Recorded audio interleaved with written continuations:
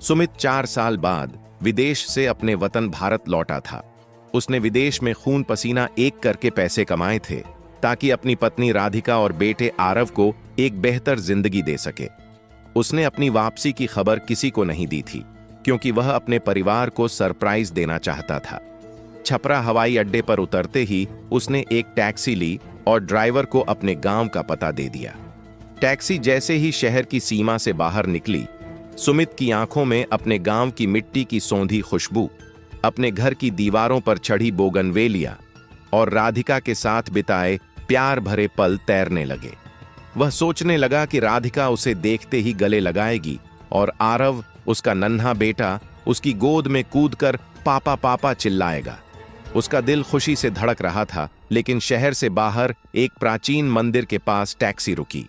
Driver ने विनम्रता से कहा, साहब, मुझे यहां 2 मिनट का काम है। एक छोटा सा सामान लेना है। अगर आपको जल्दी ना हो तो मैं जल्दी लौटता हूं।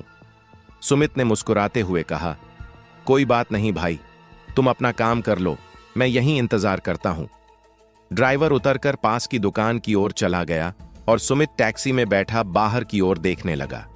4 साल बाद अपने देश की मिट्टी, सड़कों पर धूल उड़ाती साइकिलें और मंदिर की घंटियों की आवाज उसे अपने बचपन में ले गई।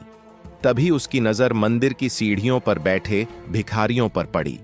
उनमें से एक महिला, जिसकी साड़ी मैली थी और चेहरा थकान से भरा, एक छोटे से बच्चे को गोद में लिए बैठी थी। सुमित ने गौर से देखा और उसका दिल जैसे धड़कना भूल गया। वह महिला कोई और नहीं, उसकी पत्नी राधिका थी और वह बच्चा उसका बेटा आरव। सुमित का गला सूख गया, उसकी आंखें धुंधलाने लगीं। वह राधिका थी जिसके लिए उसने विदेश में हर पल मेहनत की थी, जिसके खाते में हर महीने पैसे भेजे थे और जिसने उसे फोन पर कहा था कि वह और आरव गांव में खुशी खुशी रह रहे हैं। फिर यह हालत कैसे? सुमित की उंगलियां कांप रही थीं जब वह टैक्सी का दरवाजा खोलकर बाहर निकला। उसके कदम लड़खड़ा रहे थे, मानो जमीन उसके नीचे से खिसक रही हो। वह मंदिर की सीढ़ियों की ओर बढ़ा और जैसे ही राधिका के पास पहुंचा, उसने देखा कि राधिका की आंखें नीचे की ओर थीं और आरव उसकी गोद में सिमटा हुआ एक पुरानी चादर में लिपटा था। सुमित की आवाज कांप रही थी जब उसने कहा, राधिका, तुम यहां क्या कर रही हो? और आरव, ये क्या हाल है तुम्हारा? राधिका ने सिर उठाया। सुमित को देखते ही उसकी आंखें आंसुओं से भर गईं। वह फूट फूट कर रोने लगी और सुमित के पैरों में गिर पड़ी। मुझे माफ कर दो सुमित, मैंने तुम्हें धोखा दिया। मैंने तुम्हारे माता पिता के साथ बहुत गलत किया और अब मेरी मां ने मेरे साथ भी वही किया। सुमित का दिल गुस्से और दुख से भर गया। उसने राधिका को कंधों से पकड़कर उठाया और पूछा, क्या हुआ राधिका? तुम यहां भिखारिन की तरह क्यों बैठी हो? और तुमने मुझसे झूठ क्यों बोला कि तुम गांव में हो? राधिका ने रोते हुए अपनी कहानी सुनानी शुरू की। यह कहानी थी एक ऐसी औरत की जिसने अपनी सौतेली मां को अपनी सगी मां से ज्यादा प्यार किया, लेकिन उसी मां ने उसे धोखा दे दिया। यह कहानी थी विश्वास, छल और टूटे हुए रिश्तों की। बिहार के एक छोटे से गांव में सुमित का परिवार रहता था। सुमित के माता पिता मोहन सिंह और मीना साधारण लोग थे। मोहन सिंह खेतों में काम करते और मीना घर संभालती। उनका इकलौता बेटा सुमित उनकी आंखों का तारा था। सुमित ने अपनी मेहनत से पढ़ाई पूरी की और गांव की तंगहाली से बाहर निकलने का सपना देखा। गांव में न बिजली थी, न मोबाइल नेटवर्क। बरसात में सड़कें कीचड़ से भर जातीं और सर्दियों में ठंड से बचने के लिए अलाव ही एकमात्र सहारा था। सुमित अपने माता पिता की तरह यह जिंदगी नहीं जीना चाहता था। वह चाहता था कि उसका परिवार शहर की सुख सुविधाओं में रहे और उसका बेटा अच्छी शिक्षा पाए। जब सुमित शादी की उम्र में पहुंचा तो मोहन सिंह और मीना ने उसके लिए एक अच्छी लड़की की तलाश शुरू की। पास के गांव में उन्हें राधिका मिली। राधिका एक साधारण परिवार से थी। उसकी सगी मां का देहांत तब हो गया था जब वह छोटी थी। उसके पिता ने दूसरी शादी की थी और उसकी सौतेली मां शांति ने उसे पाला था। राधिका अपनी सौतेली मां से बहुत प्यार करती थी।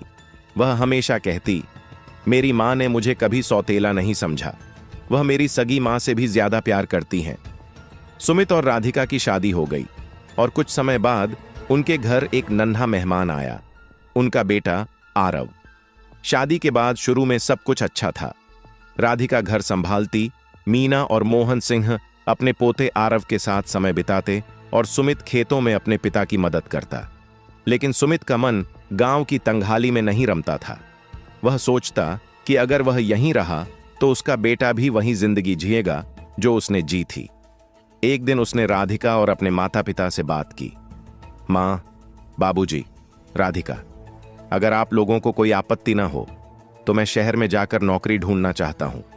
वहां हम सब एक साथ रहेंगे। मैं चाहता हूं कि आरव को अच्छी पढ़ाई मिले और हमारा अपना घर हो। राधिका ने सुमित का साथ दिया। तुम ठीक कहते हो। अगर शहर में जाकर हमारी जिंदगी बेहतर हो सकती है तो हमें कोशिश करनी चाहिए। मोहन सिंह और मीना ने भी हामी भरी। बेटा, तेरा मन है तो जा, पहले तू नौकरी ढूंढ ले, फिर हमें और राधिका को बुला लेना। सुमित ने हामी भरी और छपरा शहर चला गया। छपरा में सुमित ने दिन रात मेहनत की। 6 महीने की कड़ी मेहनत के बाद उसे एक अच्छी नौकरी मिल गई। उसने एक किराए का घर लिया और अपनी पत्नी राधिका, बेटे आरव और माता पिता को शहर बुला लिया। शुरू में सब कुछ अच्छा चल रहा था। सुमित की नौकरी ठीक थी, राधिका घर संभाल रही थी और आरव स्कूल जाने लगा था। लेकिन शहर की जिंदगी महंगी थी। सुमित की कमाई का ज्यादातर हिस्सा किराए, बेटे की पढ़ाई और घर के खर्चों में चला जाता था। सुमित का सपना था कि वह अपना घर खरीदे, लेकिन उसकी कमाई में बचत ही नहीं हो पा रही थी। सुमित ने सोचा कि अगर वह विदेश जाकर काम करे तो ज्यादा पैसे कमा सकता है। उसने राधिका से बात की।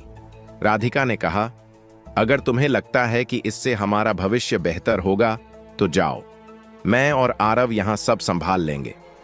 माता पिता ने भी सुमित को प्रोत्साहन दिया।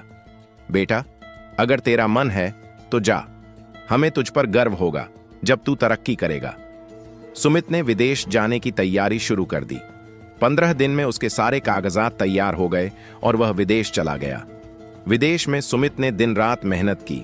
वह सुबह जल्दी उठता, देर रात तक काम करता और जो भी कमाता वह राधिका के खाते में भेज देता था। शुरू में वह नियमित रूप से राधिका और अपने माता पिता से फोन पर बात करता था। राधिका उसे बताती कि सब ठीक है, आरव स्कूल जा रहा है और माता पिता खुश हैं। लेकिन जैसे जैसे समय बीता, सुमित की व्यस्तता बढ़ती गई। उसने भारत का नंबर बंद कर दिया और कंपनी का नया नंबर ले लिया। यह नंबर उसने राधिका को दे दिया, लेकिन माता पिता को नहीं। वह अब केवल राधिका से ही बात करता और उसी से माता पिता का हालचाल पूछता। धीरे धीरे उसका अपने माता पिता से संपर्क कम होता गया। 2 साल बीत गए। सुमित ने खूब पैसे कमाए, लेकिन उसे अपने परिवार से दूरी का एहसास होने लगा। वह सोचता कि जल्दी ही वह वापस लौटेगा और अपने परिवार के साथ एक नया घर बनाएगा। लेकिन इस बीच छपरा में कुछ ऐसा हुआ जिसने सब कुछ बदल दिया। शुरू में राधिका ने घर को अच्छे से संभाला। वह सुमित के माता पिता की देखभाल करती, आरव को स्कूल भेजती और घर के खर्चों को संतुलित रखती। लेकिन जैसे जैसे समय बीता, राधिका का व्यवहार बदलने लगा। इसका कारण था उसकी मां शांति देवी। शांति अपने गांव में अपने बेटे और बहू से परेशान थीं। वह बार बार राधिका को फोन करके अपनी परेशानियां बताती। एक दिन राधिका ने अपनी मां को छपरा बुला लिया। सुमित का किराए का घर छोटा था। इसमें 2 कमरे, एक खुला रसोई घर और एक बरामदा था। एक कमरे में राधिका और आरव रहते थे और दूसरे कमरे में सुमित के माता पिता। जब शांति आई तो राधिका ने अपनी सास मीना से कहा, माँ जी, मेरी माँ को गांव में बहुत परेशानी हो रही है। अगर आप लोग बरामदे में सो जाएं तो वह इस कमरे में रह सकती हैं। मीना को कमर दर्द की शिकायत थी और बरामदे में जमीन पर सोना उनके लिए मुश्किल था। फिर भी उन्होंने सोचा कि कुछ दिन की बात है और वे मान गए। लेकिन यहां से राधिका का व्यवहार और बिगड़ने लगा। शांति ने राधिका को अपनी भाभी की कहानियां सुनाईं, जिसमें वह बताती थीं कि कैसे उसकी भाभी उसे ताने मारती थीं और परेशान करती थीं। राधिका ने धीरे धीरे वही हथकंडे अपने सास ससुर पर आजमाने शुरू कर दिए। वह उनसे छोटी छोटी बातों पर झगड़ने लगी, ताने मारने लगी और उन्हें घर का बोझ कहने लगी। मीना और मोहन सिंह चुपचाप सब सहते रहे, क्योंकि वे नहीं चाहते थे कि सुमित को इस बात की भनक पड़े और वह परेशान हो। राधिका का व्यवहार दिन ब दिन बिगड़ता गया। वह सास ससुर को खाना देर से देती, उनके कपड़े धोने में आनाकानी करती और कभी कभी तो उन्हें बिना वजह डांट देती। मीना और मोहन सिंह को लगने लगा कि वे इस घर में बोझ बन गए हैं। एक दिन उन्होंने राधिका से कहा, बेटी, अगर तुम्हें हमारी वजह से इतनी परेशानी है तो हम घर छोड़कर चले जाते हैं। उन्हें उम्मीद थी कि राधिका उन्हें रोकेगी, लेकिन राधिका ने ठंडे लहजे में कहा, ठीक है, अगर आप लोग जाना चाहते हैं तो जाइए, मुझे कोई आपत्ति नहीं, वैसे भी आप लोग बस खाली बैठे रहते हैं। यह सुनकर मीना और मोहन सिंह की आंखें भर आईं। उन्होंने अपने छोटे मोटे सामान बांधे और घर छोड़कर चले गए। जाते वक्त वे एक बार मुड़कर देखते रहे, शायद राधिका उन्हें रोके, लेकिन वह अपनी मां के साथ बैठकर टीवी देखने में मग्न थी। माता पिता ने छपरा की सड़कों पर भटकना शुरू किया। उनके पास न तो पैसे थे, न ही कोई ठिकाना।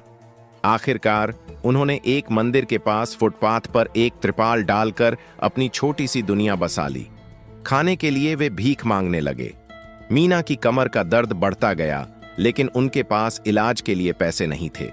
4 साल बाद सुमित ने फैसला किया कि अब वह अपने परिवार के पास लौटेगा। उसने राधिका को बिना बताए भारत के लिए टिकट बुक कर लिया। वह चाहता था कि उसकी वापसी एक सरप्राइज हो। छपरा हवाई अड्डे पर उतरने के बाद उसने टैक्सी ली और अपने गांव की ओर चल पड़ा। रास्ते में वह सोच रहा था कि वह राधिका और आरव को गले लगाएगा और अपने माता पिता को अपने कमाए पैसे दिखाकर उनकी आंखों में खुशी लाएगा। लेकिन मंदिर के पास जब उसने राधिका और आरव को भिखारियों की तरह बैठे देखा तो उसका दिल टूट गया। राधिका ने रोते हुए बताया कि उसने सुमित के माता पिता को घर से निकाल दिया था। उसकी मां शांति ने उसे ऐसा करने के लिए उकसाया था। राधिका ने सुमित से माफी मांगी, लेकिन सुमित का गुस्सा और दुख थमने का नाम नहीं ले रहा था। उसने पूछा, राधिका, तुम यहां भिखारिन की तरह क्यों बैठी हो और तुमने मुझसे झूठ क्यों बोला कि तुम गांव में हो? राधिका ने बताया कि जब उसने सास ससुर को घर से निकाला तो उसकी मां ने उसे भी धोखा दे दिया। शांति ने सुमित के भेजे पैसे अपने बेटे को दे दिए और राधिका को घर से निकाल दिया। राधिका के पास कोई चारा नहीं था। वह आरव को लेकर सड़कों पर भटकने लगी और मंदिर के पास भीख मांगने लगी। सुमित का मन गुस्से और दुख से भरा था। उसने राधिका और आरव को अपने साथ एक होटल में ले जाकर खाना खिलाया और उन्हें वहां ठहरने को कहा। फिर वह अपने घर गया, जहां शांति अकेली बैठी थी। सुमित ने शांति से सारी बात पूछी और जब उसे पूरी सच्चाई पता चली तो उसने फैसला किया कि वह राधिका को माफ नहीं करेगा। उसने राधिका को तलाक देने का मन बना लिया। सुमित ने अपने माता पिता को ढूंढा, जो एक फुटपाथ पर त्रिपाल के नीचे रह रहे थे। उन्हें देखकर उसकी आंखें फिर से नम हो गईं। उसने उन्हें गले लगाया और माफी मांगी। मां, बाबूजी, मुझसे बहुत बड़ी गलती हुई। मैंने राधिका पर आंख मूंद कर भरोसा किया। उसने अपने माता पिता को अपने साथ लिया और एक छोटा सा घर खरीदा। राधिका को तलाक दे दिया गया और वह अपने मायके चली गई। सुमित अब अपने माता पिता के साथ रहता है। वे चाहते हैं कि वह दूसरी शादी कर ले, लेकिन सुमित कहता है, मां, बाबूजी, अगर दूसरी पत्नी ने भी आपके साथ ऐसा किया तो मैं बर्दाश्त नहीं कर पाऊंगा। यह कहानी हमें सिखाती है कि परिवार का साथ और विश्वास सबसे कीमती होता है। धन, दौलत और तरक्की के पीछे भागते वक्त हमें अपने अपनों को नहीं भूलना चाहिए। राधिका ने सुमित के माता पिता के साथ जो किया वह गलत था और उसकी सजा उसे मिली, लेकिन सुमित ने भी अपनी व्यस्तता में अपने माता पिता से दूरी बना ली, जो इस त्रासदी का एक कारण बना। यह कहानी हमें यह भी सिखाती है कि धोखा और विश्वासघात का अंत हमेशा दुखद होता है। सुमित ने अपने परिवार को फिर से जोड़ा, लेकिन उसका दिल हमेशा उस दर्द को याद रखेगा जो उसने अपनी पत्नी और बेटे की हालत देखकर महसूस किया था।